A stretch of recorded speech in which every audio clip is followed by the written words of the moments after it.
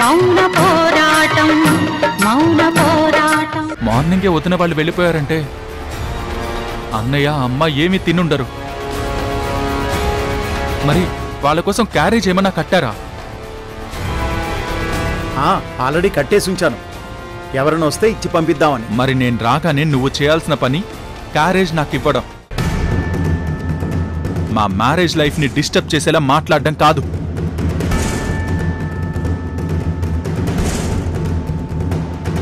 ముందెళ్ళి క్యారేజ్ పట్టుకురా.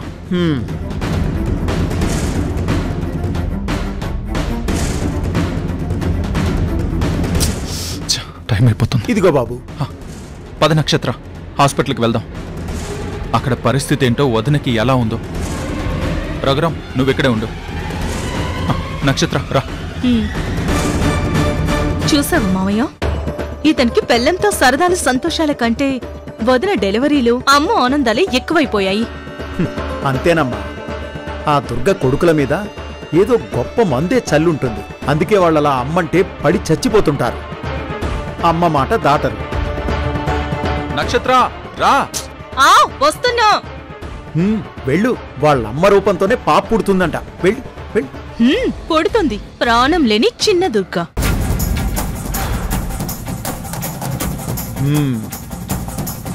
సువర్ణ అనుకున్నది జరగబోతుంది. తనకి ఫోన్ చేసి ఈ విషయం చెప్పాలి.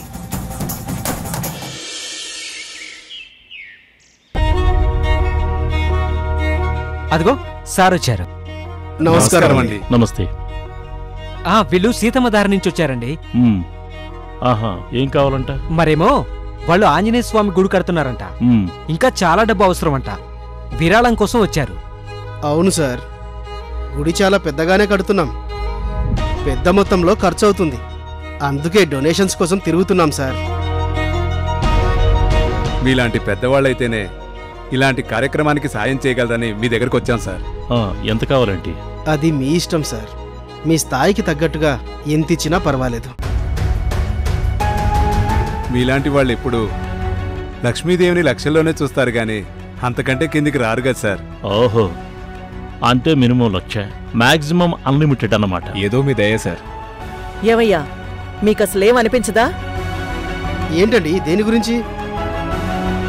ఇలా పెద్ద పెద్ద ఇళ్లే ఉన్నాయో వెతికి పెట్టుకుని ఆ ఇళ్లల్లో మాలాంటి బకరాల్ని 10 పొగడ్తలు పొగిడేస్తే, మేము లక్షలు ఇచ్చేస్తే, వాటితో 1 సంవత్సరం మొత్తం ఎంజాయ్ చేసేసి తర్వాత మళ్ళీ ఇంకో ఏరియా వెతుక్కుని అక్కడ దండుకోవడం. ఇదేనా మీ పని?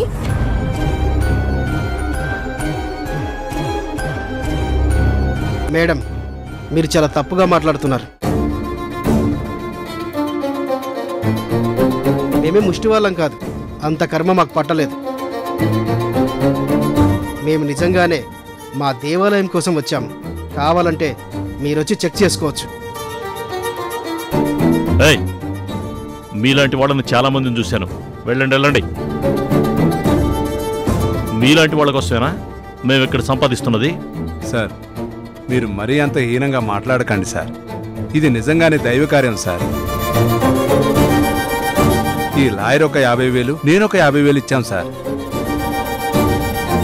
మీకు వచ్చిన దాంట్లో నుంచి మీకు మీరే ఇచ్చేసుకుని మీ పేర్లు మీరే రాసేస్తే నమ్మడానికి మేమేమైనా పిచ్చోళ్ళమా? వెళ్ళండి అయ్యా, వెళ్ళండి ఇక్కడి నుంచి. రవీంద్ర గారు, పదండి. పెద్దింట్లో ఉంటారు కదా, పెద్ద మనుషులు ఉంటారనుకుని వచ్చాం. పదండి. వెళ్ళండి వెళ్ళండి. మీ బ్యాచ్లందరికీ ఈ ఇంటి నెంబర్ చెప్పండి. మళ్ళీ ఇటువైపు రావద్దని చెప్పండి. పోండి. ఆగండి ఆగండి.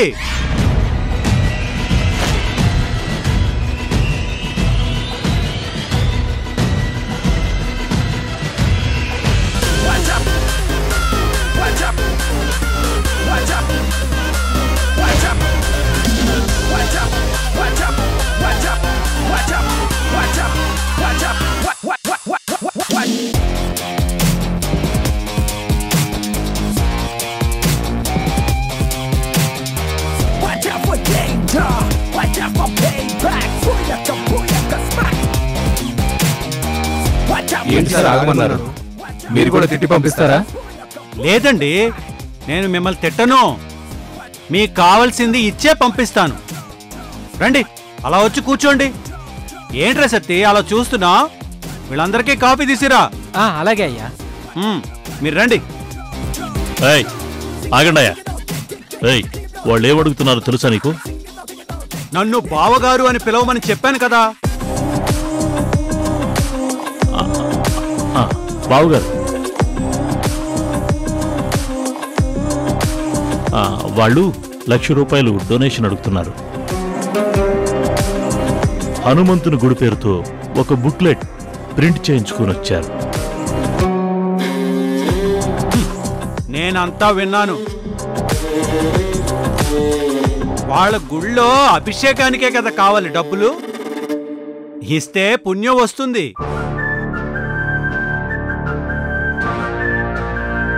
వాళ్ళు నిజంగా గుడి వాళ్ళో మోసగాళ్ళో తెలుసుకోకుండా డొనేషన్ ఇస్తానంటావేంటి? అమ్మా, మోసం గురించి మోసగాళ్లే మాట్లాడుతున్నారు, వింటున్నావా?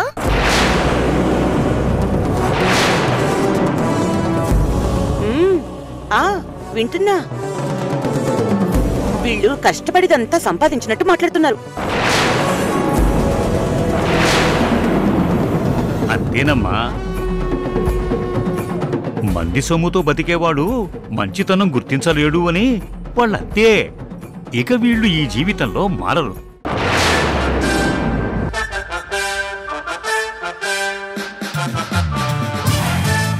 సౌందర్య, నా గదిలో అద్దం దగ్గర చిన్న బ్యాగ్ ఉంటుంది, తీసుకురావా?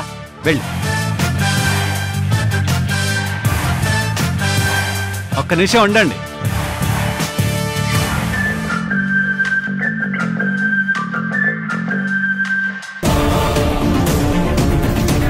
ఇప్పుడు నువ్వు ఈ ముసలోడి మీదకెళ్తే ఇప్పటి వరకు ఇంట్లోనే పోయిన మన పరువు ఇక నుంచి ఇంటి గేటు దాటిపోతుంది. ఆ వచ్చిన వాళ్ళు స్వాతిముత్యంగాడిచ్చే డబ్బులు తీసుకెళ్లడంతో పాటు మనని వీళ్ళనే మాటలన్నీ విని బయటికి మోసేస్తారు. నువ్విప్పుడు ఆవేశపడితే వాడు కొరడా తీస్తాడు, తిడతాడు, కొడతాడు. అప్పుడు విశాలాక్షి దాని మొగుడు ఇంట్లో పిల్లులు బయట పుల్లులు అని చెప్పుకుంటారు. మన మీదున్న గౌరవం మర్యాద అన్నీ పోతాయి. అందుకే ఇప్పుడు నువ్వు నీ ఆవేశాన్ని మడత పెట్టి గుండెల్లోనే దాచుకో. వాళ్ళేం చేసినా చూస్తూ ఉండు. నువ్వు చెప్పింది నిజమే విశాలాక్షి. నాన్న, ఇదిగో. ఇదే జానకి, వీళ్ళకి ఎంత ఇమ్మంటావు? అది మీ ఇష్టం అండి. మీకు ఎంత ఇవ్వాలనిపిస్తే అంత ఇవ్వండి. దేవుడికే కదా. నాన్న, వీళ్ళకి ఎంత ఇమ్మంటావు? ఓ 3 లక్షలు ఇవి నాన్న. సరే నాన్న.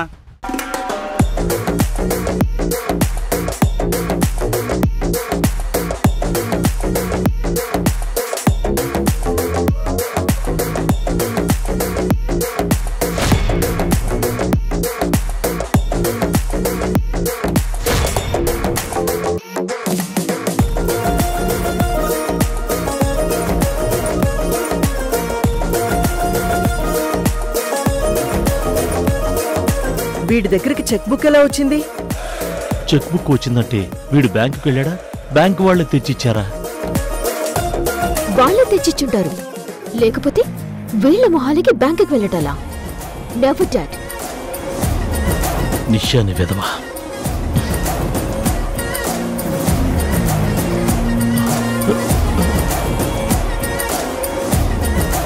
డాడ్, పెన్ను కూడా తీశాడు. స్టాంప్ ప్యాడ్ లేదు కదా. వేలు మీద ఇంకు రాసుకొని వేలు ముద్రమైనా వేస్తాడేమో. అక్కడుంది.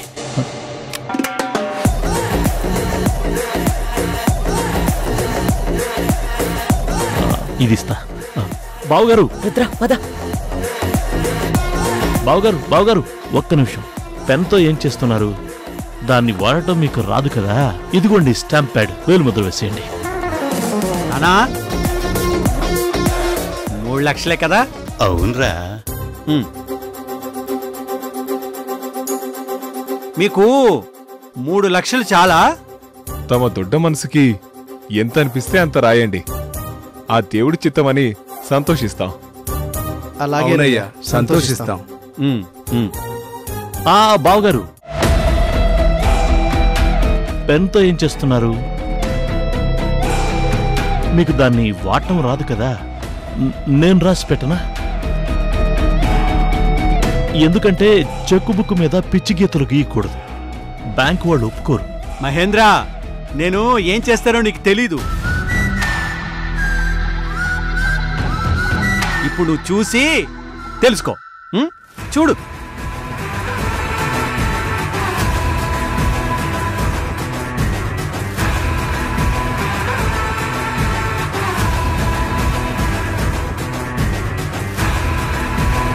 మూడు లక్షలంటే 3వ నంబర్ పక్కన కొన్ని సున్నాలు పెట్టాలరా. మరి లక్షకి ఎన్ని సున్నాలో తెలుసుగా.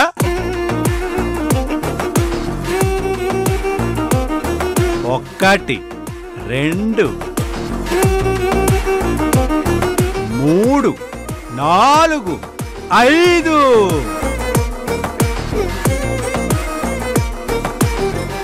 5 సున్నాలు.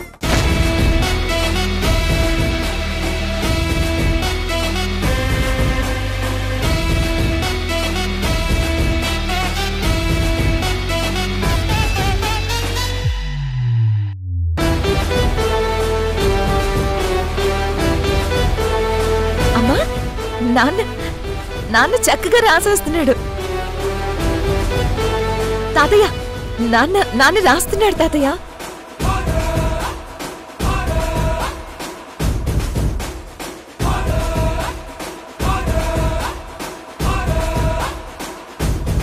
నువ్వు సంతకం పెడుతున్నావా?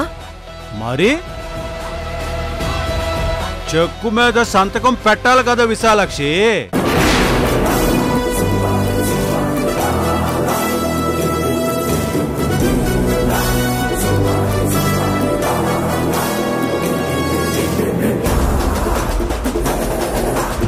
అమ్మా, నాన్న సంతకం పెడుతున్నాడమ్మా, సంతకం పెడుతున్నాడమ్మా.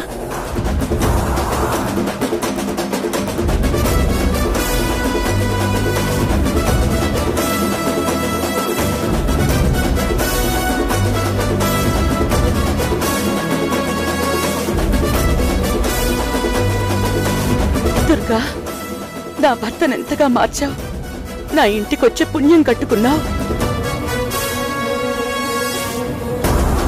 మావయ్య, అమ్మా, మావయ్య, ఇదంతా ఆ దుర్గమ్మ దయమ్మా.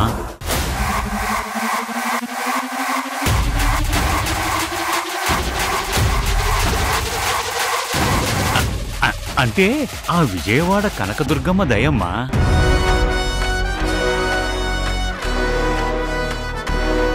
అవునవును, అంతా దుర్గమ్మ తల్లి దయే.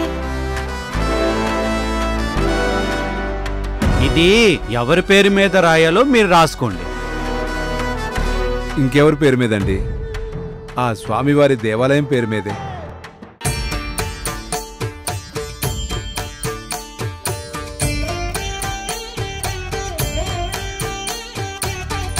చాలా సంతోషమయ్య గారు. మీకు ఆహ్వానం పంపిస్తాం. కార్యక్రమానికి మీరు తప్పకుండా రావాలి. తప్పకుండా వస్తాం. నేను, జానకి, నా కూతురు, మా నాన్న కుటుంబ సమేతంగా వస్తాం. ఇచ్చే గుణం, పెట్టే గుణం కొందరికే ఉంటుందని నిరూపించారు.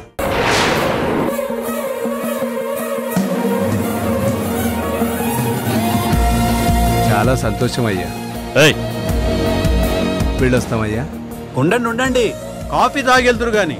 అయ్యా, మీ పెద్ద మనసుతో మేము ఊహించిన దానికన్నా విరాళం ఎక్కువే ఇచ్చారు. ఇదే మాకు కడుపు నిండా తృప్తిగా భోంచేసినట్టయింది. ఇక మేము వెళ్ళొస్తాం సార్.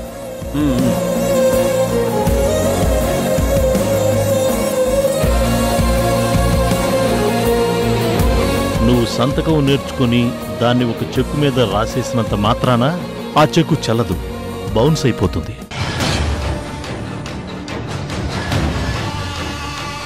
అంటే బ్యాంక్లో నీ పేరు మీద వేలి ముద్రే ఉంది. ఈ సంతకంతో వెళ్లిన చెక్ని బ్యాంకు వాళ్ళు దొంగ చెక్కని చెక్కు వేసిన వాళ్ల మీద కేసు పెట్టి లోపల వేయిస్తారు.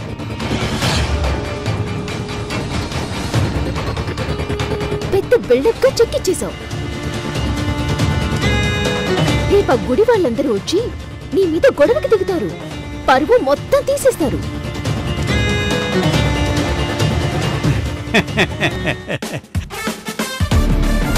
పిచ్చి మొహాలారా, ఆ చెక్కు చెల్లకుండా పోదు. చక్కగా రేపు వాళ్ళు వెళ్ళి బ్యాంక్ నుంచి డబ్బులు తీసుకుంటారు.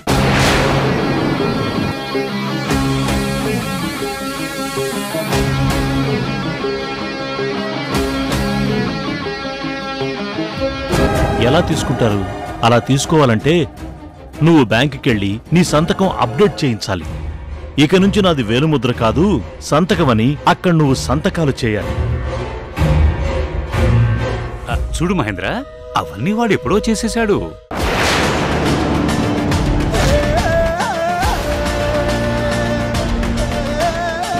అంటే దుర్గిదంతా చేయించేసిందన్నమాట. ఎంతైనా చదువుకుంది కదా, చాలా తెలివైందే.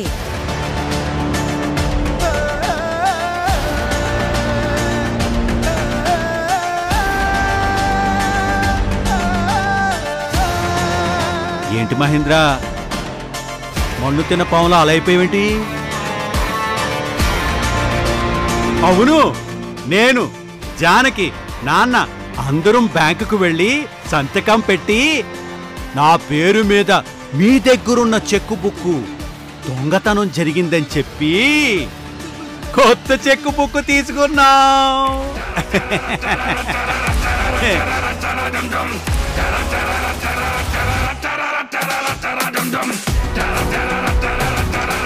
ఇక నుంచి నేను సంతకమే చేస్తాను, సరేనా?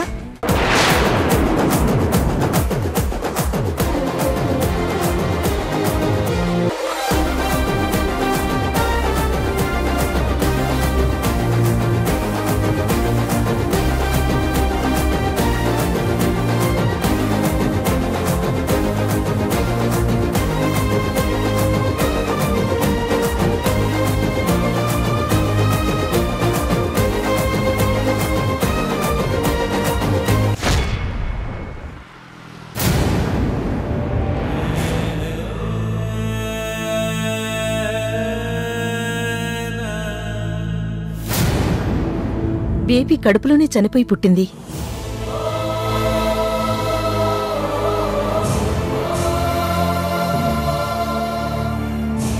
I'm sorry.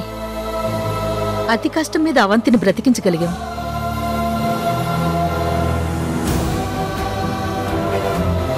లేటుగా తీసుకొచ్చుంటే లోపల చనిపోయిన బిడ్డ వల్ల అవంతి బాడీ కూడా పాయిజనస్ అయిపోయేది. అప్పుడు అవంతి కూడా దక్కేది కాదు.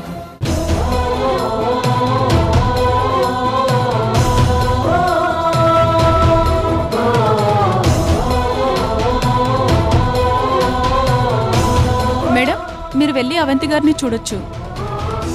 పేషెంట్ చాలా వీక్గా ఉంది, పాపని పోగొట్టుకున్న బాధలో ఉంది. మీరు తనని ఎక్కువగా మాట్లాడనివ్వకండి, ఎక్కువగా ఏడవనివ్వకండి. ఏడిస్తే స్టిచెస్ దగ్గర ప్రాబ్లం అవుతుంది. డాక్టర్ గారే మరీ ఈ విషయం చెప్పమన్నారు. అలాగే సిస్టర్. Okay madam.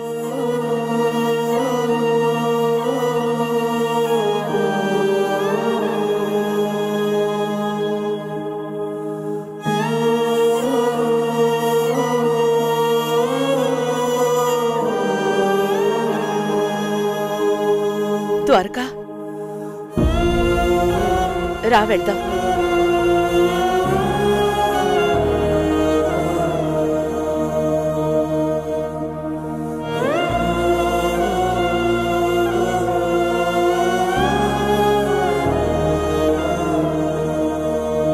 ద్వారకా, లోపలికి వెళ్దాం, రా.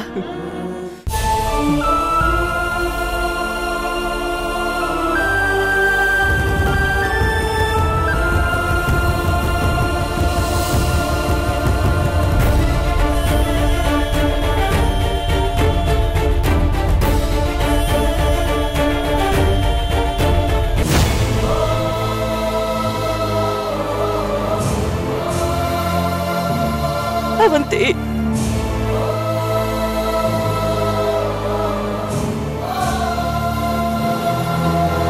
అత్తయ్యా, నేను ఏ జన్మలోనో చాలా పాపం చేశానత్తయ్యా.